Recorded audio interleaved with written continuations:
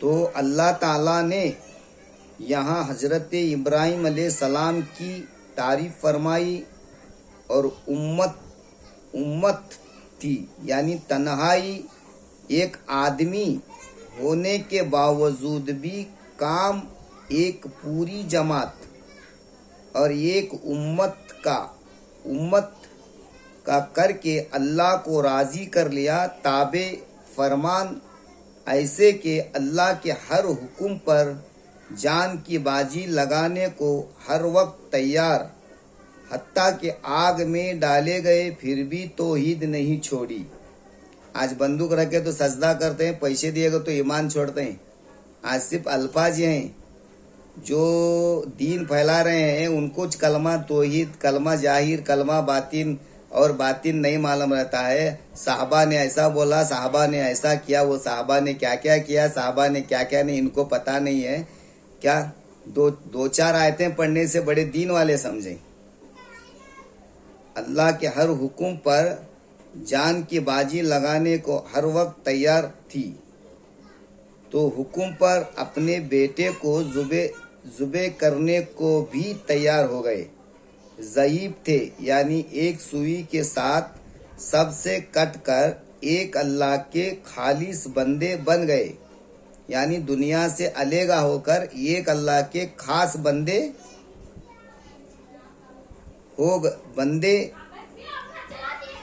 خالص بندے بن گئے۔ یہودیوں، عیسائیوں کے مشرک لوگوں میں بھی ان کو اپنا پیشوا مانتے تھے، لیکن حضرت ابراہیم علیہ السلام ہمیشہ مشرکوں کے دشمن بنے رہے۔ دیکھیں سورہ ممتحنہ آیت نمبر 4 تا 6، الخلق آیت نمبر 120۔ آگے کی آیت میں حضرت ابراہیم علیہ السلام ارادہ معلوم ہوگا کہ بتوں کو توڑ پھوڑ کر ان کی کمزوری اور بے بسی کو قوم پر ثابت کرنا چاہتے تھے، اس لیے کہ یہاں فرمایا کہ رب تو وہی ہو سکتا ہے جو زمین و آسمان کا رب ہو اور خالق بھی ہو، اور جو مخلوق ہو وہ رب کیسے ہو سکتی ہے؟ جو مخلوق ہو وہ رب کیسے ہو سکتا ہے؟ تسو پالو، اس نقطے کو غور فکر کرو۔ کیسی نکمی کہ تمہارے ہاتھوں چینی ہتھوڑی سے تراشی ہوئی، اب اگر میری دلیل آج قبول نہ رکھو تو کل بتوں کے چور چور ہونے پر ان کے بے بس ہونے کی شہادت تم میں سے ہر ایک کو دینی ہے، لیکن میں آج شہادت دیتا ہوں کہ میری بات ہی سچی بات ہے، اسے قبول کر لو، اسی میں بھلائی ہے۔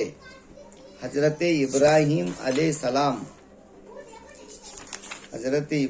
علیہ السلام لوگوں کے دلوں میں سمانے لگے، مگر مشرک سوسائٹی دلیل کے بجائے ہنگامہ آرائی یقین رکھتی ہے، اس لیے کہ انہوں نے چیخ پکار کی، ہمارے معبودوں کی توہین کرنے کا اسے کیا حق تھا؟ ہمیں یہ چاہیے کہ ہم بدلہ لیں اور ابراہیم کو جیتے جی آگ میں ڈال کر اپنے بتوں کی توہین کا مزہ چکھائیں گے۔ آگ کا لاہور دہکایا گیا، لاکھ من لکڑیاں لوگ ثواب سمجھ کر لائے، پوری تیاری کے ساتھ عوام کی بھٹی بھی جمع ہوئی، تو شور ہنگامہ، چیخ پکار، ڈھول باجے، گھن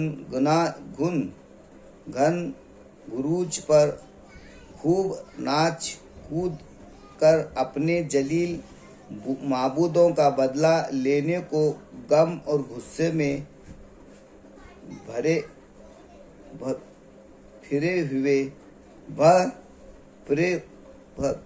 ہوئے جمع کا آگ کے لاوا کے آس پاس جمگھٹ لگا۔ ادھر آگ میں حضرت ابراہیم کو جھونکنے کی تعبیر کی گئی کہ ایک بڑا ستون ٹاور کھڑا کیا گیا، اوپر ابراہیم کو زنجیر میں باندھ کر آگ میں ادھر ادھر اتارنے کی تعبیر کی گئی، اور آگ کے قریب جیسے ہی حضرت ابراہیم کا جسم آیا تو تمام آگ حکم الہی کے تحت گلشن بن گئی، اور پھر بھڑکتی آگ کو اللہ کے حکم سے ابراہیم کے حق میں ایسی راحت والی ٹھنڈک میں تبدیلی ہو جانا پڑا کہ حضرت ابراہیم کو کسی قسم کی تکلیف نہ ہوئی۔ اب اس کے بعد بت پرستوں کے چہرے جلت سے جیسے کچھ بنے ہوں گے، اس کا اندازہ لگانا مشکل نہیں۔ بتوں کے بے عزتی تو بہت پہلے ہو چکی تھی، اب بت پرستوں کی جلیل بھی بہت خوب ہوئی۔ یہ ہے ابراہیم علیہ السلام کا قصہ۔ تو حضرت ابراہیم نے تمام بتوں کو ایک کلہاڑی سے توڑ کر کے چور کر دیا، اور اسی کلہاڑی کو بڑے بت کی گردن میں ٹانگ دیا، تاکہ پہلے سے واپس جو ہنگامہ ہو تو اس میں یہ کہہ سکیں کہ یہ سب کارروائی اس بڑے بت کی ہے۔ چھوٹوں سے لڑ پڑا ہوگا، چڑچڑا سے اتارے میں جھگڑا ہو گیا ہوگا۔ ایک بات یہاں دھیان رکھنے کی ہے کہ چھوٹے چھوٹے بتوں کی بھیڑ میں مشرک بھی کسی ایک کو صدر پر بنانے پر مجبور کہ چھوٹے خداؤں میں بھی ایک بڑا درکار ہے، شاید کہ ان کی فطرت کی آواز ہو۔ سب چھوٹوں میں ایک بڑا ضروری ہے۔ حضرت ابراہیم علیہ السلام بھی یہی دعوت دیتے رہے، سب بڑوں میں بڑا صرف اللہ ہے، اسے چھوڑ کر غیر کو کیوں پوجتے ہو؟ پہلے سے جیسے جیسے لوگوں کی واپسی ہوتی وہ اس بڑے بت خانے میں سجدے، چڑھاوے، نذرانے کرنے کو بھیڑ لگاتے، مگر آج کچھ اور ہی بات تھی۔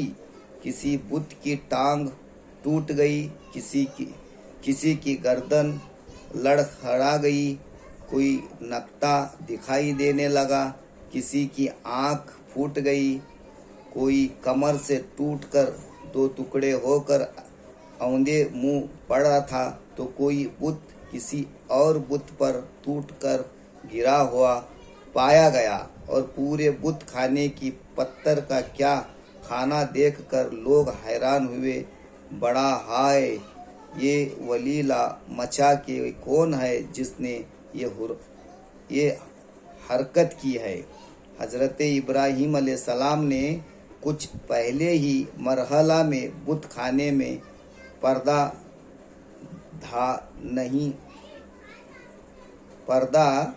پر دعویٰ نہیں بولا، بلکہ اس سے پہلے کا وقت اپنے باپ اور قوم پر لگا کر انہوں نے بتوں کی بندگی روکنے کی بھرپور کوشش کی۔ اسی وجہ سے عوام کے ایک طبقے میں لوگ انہیں جانتے تھے کہ ابراہیم نام کا ایک نوجوان اکثر ان بتوں کے نغمے بے جان ہونے کی بات کہہ کر ان کی تجلیل کرتا ہے، شاید کہ اسی کا یہ کام ہو۔ یہ ہے صاحب۔ السلام علیکم رحمۃ اللہ وبرکاتہ۔